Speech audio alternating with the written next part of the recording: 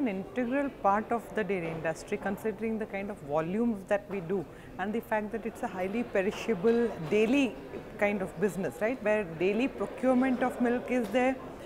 Even in the fruit and vegetable space, it's a daily procurement scenario, and we have a daily distribution twice a day, in fact distribution channel. So without a huge amount of technology deployment, it's simply not feasible to deliver the distribution network and the procurement network. See, we have taken a multi-pronged approach to this. One is the deployment, right? There is a very controlled process for deployment of the cold chain, right, like freezers, like visi-coolers, etc. We have a in-house cold chain facilitation setup, let's put it that way. And we also have a monitoring mechanism which is technology enabled. Temperature logging is also there in the distribution process. In our central distribution facilities, we have got temperature logging to make sure that the temperature norms are met. At the end outlet points where our equipment assets are deployed, right, which is where the deep freezers and the visi-coolers, etc., we need to make sure that they are being used effectively.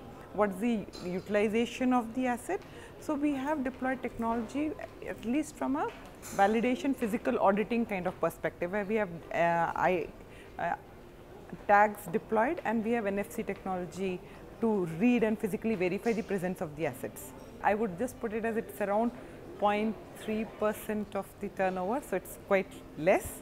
We're very conservative on IT spends. We measure and ensure the right value from whatever technology we deploy, and we get maximum value out of that. See, not in the consumer space, in our customer space, specifically the distributors who handle mother dairy milk, etc., we have deployed mobility applications to enable them to put in orders and track their orders, etc. So that has been done, but not in the consumer space, not yet. Again, we are going to be looking at technology deployment in our retail outlets, right, where we do recognize that our concessionaires are not really technology savvy. We will need to put in a huge amount of change management and training to get them to understand how to use the application, how to build in processes which gives them, maximizes their margins and the freshness of inventory, etc. So that is definitely there. Even in when you, I mean, the example which I just gave about the mobility application, surprisingly adoption was a big challenge, right?